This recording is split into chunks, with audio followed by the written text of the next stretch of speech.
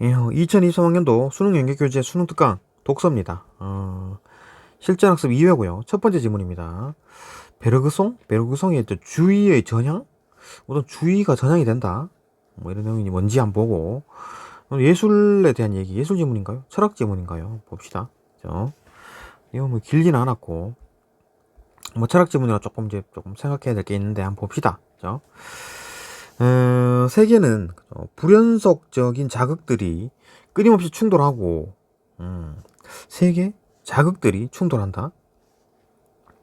그다음 상호 침투하는 혼돈의 장이다. 혼돈이다. 자극들이, 그죠? 뭐 시각적 자극, 청각적 자극, 뭐 이런 것들이 막 온통 많이 있다, 혼돈 되게 많이 있다, 그 얘기 같은데요, 그죠? 우리가 이러한 자극과 혼돈을 경험하는 경우는 드물다. 이런 자극을 경험하는 경우, 자극과 혼돈을 경험하는 경우가 드물다. 우린 견고한 질서를 갖춘 일상세계를 위협하는 것들을 감각하지 않아야 삶을 유지할 수 있기 때문이다. 그러니까 뭐 너무 민감하게 뭐 감각하지 않는다. 그 얘기였네요. 그래서 인간은 삶을 지속하기 위해 변화하는 것을 고정된 것으로 동체를 부동체로 동체 움직이는 것을 부동체로 바꾸어서 수행한다. 이건 뭐 예를 들어 뭐 그냥 지구가 이 뭐 그 판이죠, 그죠? 판, 그죠? 뭐 대륙판, 해양판 이런 것들이 있는데 이것도 계속 움직이고 있죠. 뭐 계속 화산도 나고, 그죠? 뭐 이런 건데도 불구하고 땅은 어떤 뭐 고정된 것으로, 그죠? 부동체로 보고 그러니까 안전하게 생각한다는 얘기죠. 뭐 땅을 자체가 믿을 수가 없잖아요. 근데 이걸 이제 뭐 부동체, 움직이지 않는 것이다. 땅은 단단한 것이다. 라고 생각하고 그래야 좀 삶이 지속이 되죠. 하루하루 겁나고 살겠습니까? 그죠? 땅을 못 믿는다 이러면은 야, 언제 지진 날 줄 알아? 언제 언제 화산 터질지 어떻게 알아? 그렇게 생각하면 못 살죠, 그죠? 못 살, 걱정이 너무 많기 때문에. 이건 이제 부동체로 바꿔서 생각한다. 그러니까 너무 민감하게 자극하지 않는다. 그죠?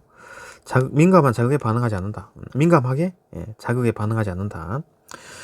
베르구송은 이러한 태도를 낳는 정신적 성향을 가리켜 삶의 주의라고 표현한다. 주의란 분산된 정신을 한데 모아서 균형을 제공하는 것으로, 정신을 한데 모아가지고 균형을 제공하는 것으로, 삶의 주의는 환경에 적응하고자 정신을 집중하여 삶이니까, 그죠? 삶의 주의니까. 그러니까 뭐 균형을 제공하는 것이다. 주의란, 그죠? 그러니까 삶의 주의니까 삶의 어떤 뭐 균형을 제공한 것이다. 읽어봅시다, 그죠? 철학적인 질문이라, 그죠? 계속 읽어봐야 되네요. 뜻을 제공하고자 정신을 집중하여 신체에 유입되는 정보를 토대로, 유입되는 정보, 뭐 시각, 청각 토대로 적절한 행위를 선택하는 경향을 가리킨다. 그러니까 삶의 주의에 대한 어떤 정의인데, 삶의 주의는 뭐냐? 그러니까 뭐 환경에 따라 들어오는 어떤 자극들을 그런 정보로 이제 이해하고, 그죠? 거기에 더 적절하게 이제 행위를 하는, 어떻게 행동해야 되겠다 하는 경향을 가리킨다. 그게 이제 삶의 주의랍니다. 삶의 주의. 베르송에 따르면 삶의 주의를 통해서 정신이 조밀하게 응집이 되어야 하는데, 그러니까 막 멍 때리고 있는 게 아니라 정신을 끌어모아가지고 집중을 한다는 얘기겠죠. 그렇지 않으면 무언가를 명료하게 지각하거나 위협에 대처하는 등 어떤 현재 상황의 요구에 알맞게 대응하는 것이 불가능하다. 그러니까 정신을 조밀하게 응집하면은, 정신을 모으면, 집중을 하게 되면, 그죠? 어떤 위협에 대처나 어떤 뭐 명료하게 지각하는 이게 뭐지? 뭐 이런 거죠. 주의를 딱 모은다는 얘기죠. 그러니까 어떤 자극이 있으면 이게 뭐지? 이렇게 집중을 하게 되잖아요. 정신을 모으는 거죠. 어떤 위협, 뭐 이상한 게 뭐 있어. 그러면 이거 뭐지? 이게 딱 보는 거죠. 위협에 대처하는 그런 어떤 상황의 요구, 그죠? 알맞게 대응하는 것이, 그죠? 대응하는 게 되겠죠. 그러니까 뭐 삶의 주의를 기울이면, 그죠? 삶의 주인은 인간과 같은 고등 생명체는 물론이고 아메바와 같은 하등 생명체에 이르기까지 모든 유기체들이 가진 생존 본능이다. 그러니까 뭐 어떤 자극이 있으면 이 자극을 보고 피하거나 이거 뭐 깜짝 놀래고, 그죠? 뭐 이상한 게 있다 그러면 깜짝 놀래고 이 주의를 기울여서 보죠. 그죠? 확인해가지고 피한다거나 하겠지. 그러니까 뭐 다른 동물도 마찬가지겠죠. 뭐 이상한 게 있고 이러면은 주의를 기울여서 피하겠죠. 그게 이제 생존 본능이다. 그러니까 그게 그런 게 이제 삶의 주의구나. 그 얘기네요. 그죠? 삶의 주의. 주의를 기울여서 뭔가 본다. 그래갖고 이제 삶을 유지한다. 그게 그 내용이겠죠. 인간 존재가 삶의 주의에 의거하여 전체가 아닌 필요한 부분만을 취사 선택하였는 면모. 그러니까 전체 다 보는 게 아니라 요 일부를, 그죠? 우리가 좀 주의해야 될 부분, 요것만 집중해서 본다는 얘기죠. 면모는 이러한 영역에서 확인된다. 그 대표적인 예는 지각과 인식이다. 지각과 인식. 먼저 뭐 지각에 대한 얘기가 나오겠고 인식에 대한 얘기가 나오겠죠. 먼저 감각기관을 통해서 대상을 파악하는 지각에 대한 얘기가 나오고, 인식이 어디 있나요? 인식을 뒤쪽에 있나? 인식을 못 찾겠네. 일단 여기서 그죠? 지각부터 봅시다. 일단 뭐 지각은, 그죠? 대상을 먼저 감각기관을 통해 대상을 파악하는 지각에 대해 살펴보자. 우리는 무언가를 보고 그것이 붉은색이라거나 노란색이라고 이제 지각을 하지만 사실상 색조들은 분리 불가능하게 얽혀 변화무쌍하게 달라진다. 그러니까 뭐 빨간색이라고 생각하는 것들도 약간 빨간색이 있고 약간 어두운 빨간색도 있고, 그죠? 약간 뭐 좀 파란색이 들어간 빨간색도 있고 뭐 이런 게 아니에요. 전부 다 똑같은 빨간색이 아닐 거 아니에요. 아닐 거니까 다르다는 얘기죠. 그죠? 그런 다양한 색조들이 있기 때문에. 또한 우리는 사물을 보통 범주화하여 지각한다. 그러니까 뭐 불구스름한 모든 것들, 그죠? 약간 빨간색, 밝은 빨간색, 이런 전부 다 합쳐가지고 그냥 빨간색 이렇게 생각한다는 얘기죠. 붉은색이라고 생각한다는 얘기지. 범주화, 그게 범주화죠. 서로 다른 대상을 같은 부류나 범위로 묶어내는 것, 범주화 시킨다는 얘기지. 카테고리, 그죠? 눈앞에 컵은, 그죠? 어떤 컵이 있다. 그죠? 그러면 다른 컵과는 다른 그 컵만의 미묘한 어떤 뉘앙스, 어떤 뭐 뉘앙스가 뭐냐? 분위기 뭐 이런 건 텐데, 그죠? 뭐 이런 어감따위 미묘한 차이, 뭐 그런 어떤 인상, 그죠? 차이에서 오는 어떤 인상, 뭐 그런 거, 그런 것들을 뉘앙스를 한다. 또 미묘한 뉘앙스와 고유한 질감을 가지고 있다. 그러니까 어떤 컵은, 이런 컵은 다른 컵과 또 다르죠. 이런 컵과, 그죠? 또 다른 이런 컵이 또 있을 거 아니에요. 이것도 컵이라고 이것도 컵이라 하잖아요. 근데 이게 다른 거지. 똑같지가 않죠. 근데 이게 범주화, 카테고리화를 하면 같은 컵으로 본다는 얘기지. 고유한 질감 다 다른 건데 우리는 그것을 개별자가 아닌 컵이라는 일반적 대상으로 받아들인다. 일반적 대상으로. 그냥 컵이다. 이것도 컵이고 저것도 컵이다. 이렇게 우리 지각은 생존 및 삶의 편의를 위해 대상의 다양한 고유한 질적 측면들을 무시해버린 다 이성적 사유를 통해 대상을 파악하는 인식에서도 마찬가지다. 자, 이게 지금 이제 지각에 대한 얘기겠죠. 그러니까 카테고리화를 해서 지각을 한다. 그렇죠? 그다음 이제 인식에 대해서 얘기할 텐데, 이성적 사유를 통해서 대상을 파악하는 인식. 그러니까 지각은 그냥 말 그대로 뇌를 쓰지 않고 느끼는 거고, 뇌는 쓰긴 쓰겠지만 그냥 그대로 자극을 받아들이는 거고, 실제로 파악하는 것, 이건 인식이죠. 그죠? 뇌가 많이 쓰이는 거죠. 에서도 마찬가지다. 우리는 추상화와 일반화를 통해 개념을 만들어낸다. 추상화와 일반화를 통해서 개념을 만들어낸다. 개념. 이렇게 만들어진 개념을 토대로 무언가를 사유하고 추론하고 판단한다. 개념을 가지고. 그렇죠? 그러니까 추상화 일반화에 대한 얘기를 할 텐데, 추상화란 여러 개체들 사이에서 공통적인 속성을 추려내는 작업을 일컫는다. 그러니까 뭐 여러 가지 개체가 있으면 여기서 공통 작업을 뽑아내는 걸 추상화라 한다. 뭐 아까 말했던 범주와 비슷하네요. 그죠? 공통적인 상권을 모아가지고 뭐 이거 다 일반적으로 다 컵이네. 뭐 이런 것들. 그죠? 공통적인 속성을 추려내는 거를 이제 추상화라고 한다. 이 과정에서 개체들 사이와 특이성은 배제되고 만다. 개체들의 차이와 특이성은 배제되고 만다. 일반화란 추상화를 통해 추려낸 공통적인 속성을 공유하는 유개념. 큰 개념이죠. 큰 큰 덩어리, 큰 개념을 만드는 후 대상을 그 유개념에 끼워 맞추는 작업. 그러니까 뭐 이럴 것도 이것도 컵, 이것도 컵, 이것도 컵인데, 그죠? 이거 컵이다라고 하는 거죠. 그러니까 그게 이제 일반한 거지. 그러니까 이래도 뭐가 이상한 게 있다. 그러면 이거 이런 어떤 공통적인 특성을 가지고 있는 것들을 추상화했죠. 여기다 이걸 끼워 맞춘다는 거지. 이것도 추가. 그게 이제 일반화라 한다. 그죠? 유개념 컵이라는 유개념을 만든 다음에 그 다음에 어떤 개별적인 그 컵들을 다 여기다 적용시킨다는 얘기겠지. 유개념. 이때 유개념에 맞게 그 속성이 임의로 보태지기도 하고, 유개념에 맞게 그 속성이 임의로 보태지기도 하고, 제거되기도 하는 식으로 변형이 이루어진다. 그러니까 유개념에 이게 끼워 맞춘다는 얘기죠. 그러니까 이게 야 컵은 다 이렇게 손잡이가 있었는데 이때까지 본 컵들은, 근데 어떤 컵은 손잡이가 없어. 그러면 유개념에 맞게 끼워 맞춘다는 거지. 손잡이 없는 것도 그냥 컵이라 치자. 이렇게 먼저 유개념에 끼워 맞춘다. 막 임의로 보태, 속성이 막 임의로 보태지기도 하고 제거되기도 한다. 뭐 이런 식으로 변형이 이루어진다. 즉 추상화, 일반화 등 보편적인 법칙을 발견하는 수단. 그러니까 추상화, 일반화는 보편적인 법칙을 발견하는 수단입니다. 그죠? 어떤 법칙을 찾아내기 위해서, 그러니까 이것도 컵이다. 이런 것 이렇게 생긴 거는 컵이다. 이런 어떤 법칙, 그죠?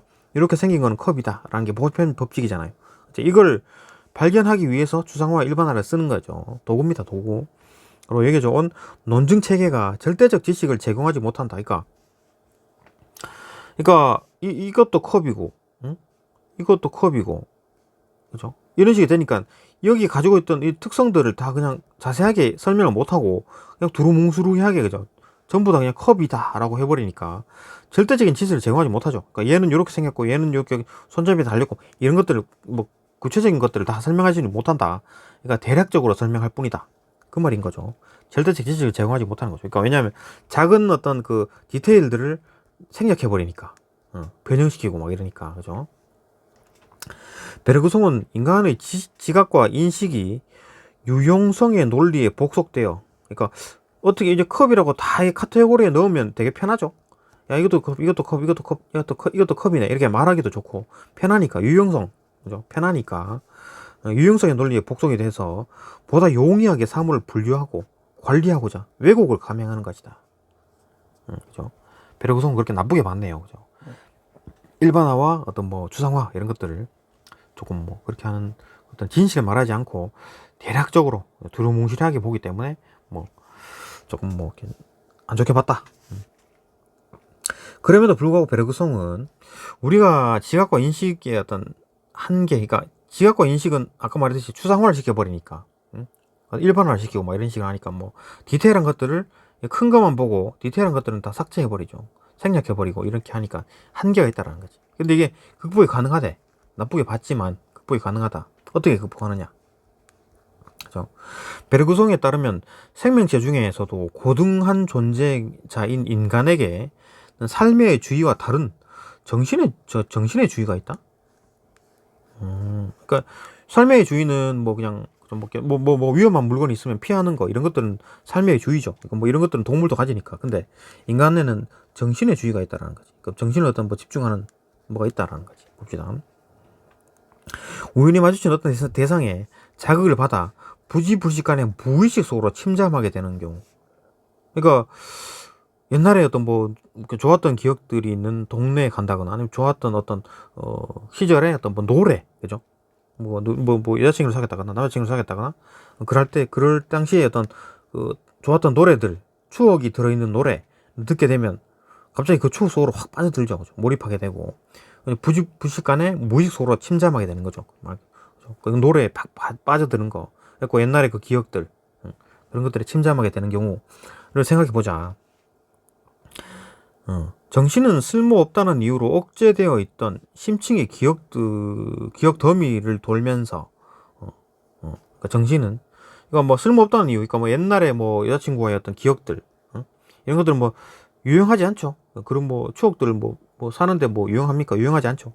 그러니까 그런 거를 억제돼 시켜갖고 이제 기억 속에는 있으나 뭐 그다지 뭐 항상 꺼내지는 않는 어떤 기억들, 이런 것들을 돌면서 묻혀있는 기억들을 포착해낸다. 왜냐? 옛날 같이 좋았던 기억들에 이때 담겨있던 추억의 노래가 귀에 들어올 때 이게 떠올랐다라는 거지. 그죠? 그 결과 일반화되어 존재하던 대상이 개별자의 모습으로 다가오게 된다. 그러니까 뭐 이제 어떤 노래라든지 어떤 그 기억에 떠오르는 어떤 물건, 그죠? 트리거 이런 물건들이 이제 이게 개별적인 어떤 의미를 가지게 되는 거죠. 그러니까 뭐 예를 들어 이 노래, A 노래, A 노래, B 노래, 뭐 C 노래가 있는데, 그죠? C 노래가 있는데, 뭐 그냥 다 노래네라고 이제 일반적인 어떤 뭐 범주로 봤을 때, 그죠? 이렇게 일반화시켰던 것들인데, 추상화시켰던 것들인데, 이게 갑자기 이게 구체화되는 거죠. 이거는 내가 좋아했던 뭐 여자애랑 같이 놀던 아니면 남자애랑 같이 놀았을 때 자주 들었던 노래네. 특별하게 되는 거죠. B와 C와 다르게 되는 거지. 그죠?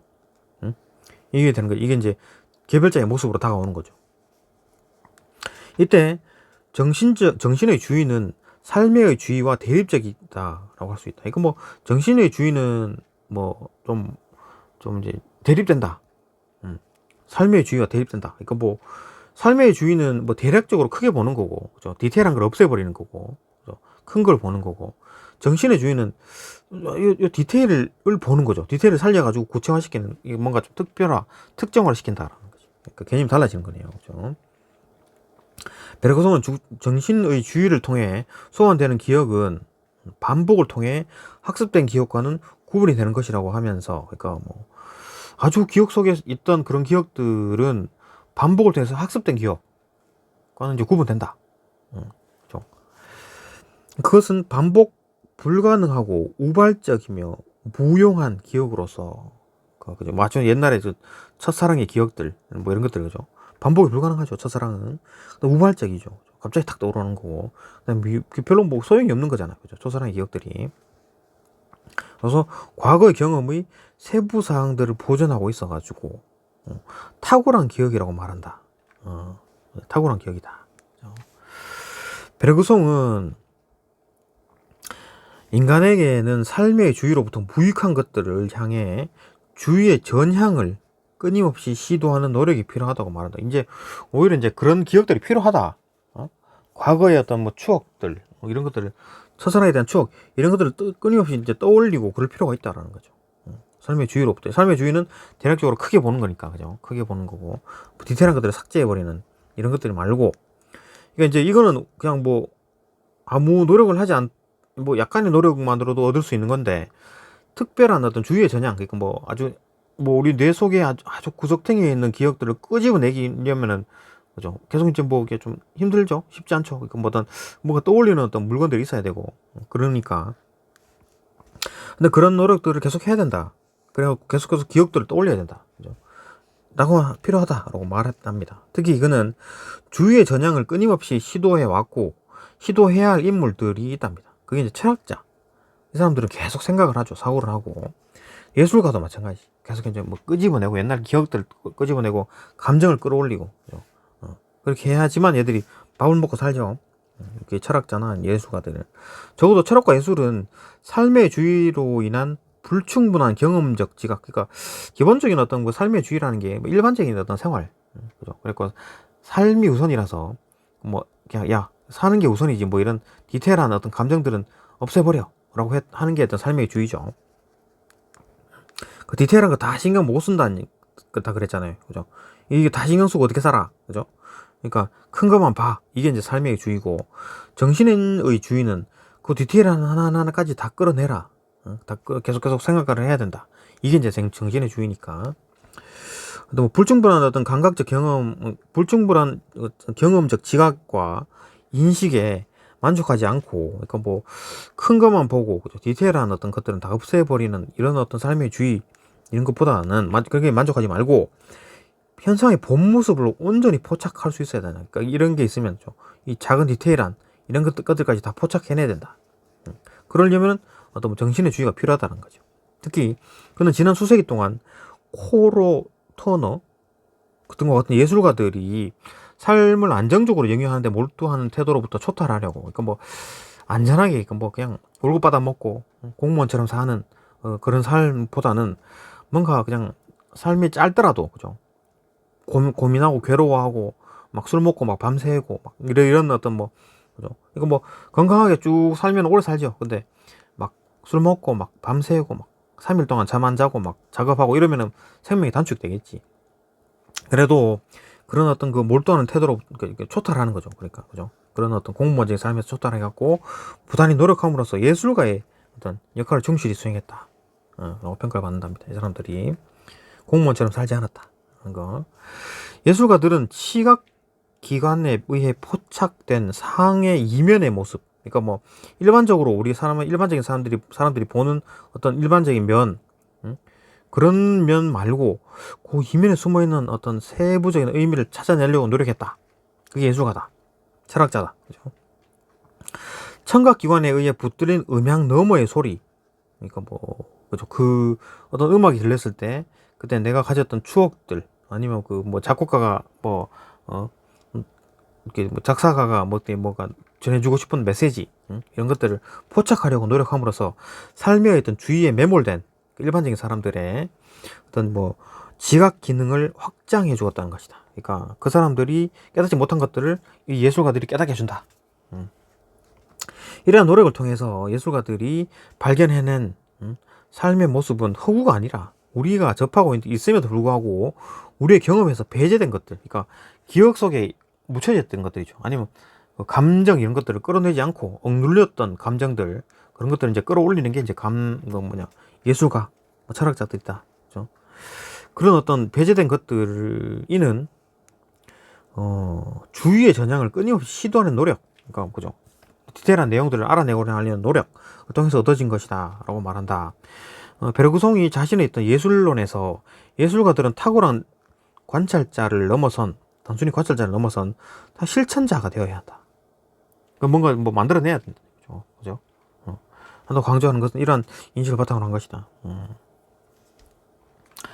뭔가 좀 이제 그냥 뭐 당연히 일상의 모든 것들을 그냥 멍하게 지나가지 말고 뭐 이면에 담겨있는 의미도 다 생각한다. 꼼꼼히 본다. 아니 뭐 그런 내용이겠네요. 그게 이제 예술가다라는 거.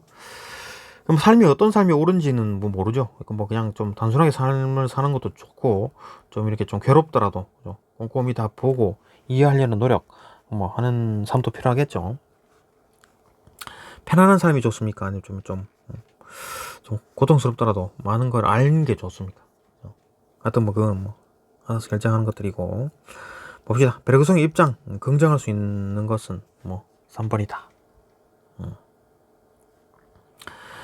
윗글 바탕 기억 디귿에 대한 설명으로 적절하지 않은 것은 4번.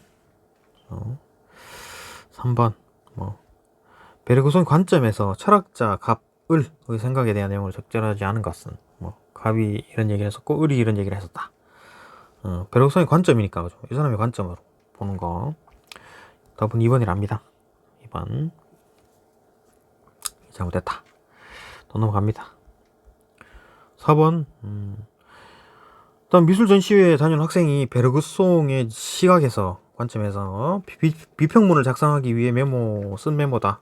적절하지 않은 것은 터너가 쓴 거네요. 터너 이 사람이 뭐 예술가의 본 어떤 길을 잘 이해하고 잘 만들었죠. 그죠? 칭송했다 하니까 뭐 답은 뭐 5번이랍니다. 읽어보시고 5번 뭐 A의 의미를 파악한 내용으로 가장 적절한 것은 답은 뭐 5번이다. 오케이. 예, 여기까지 보고 이제 다음 질문으로 또 넘어갑니다.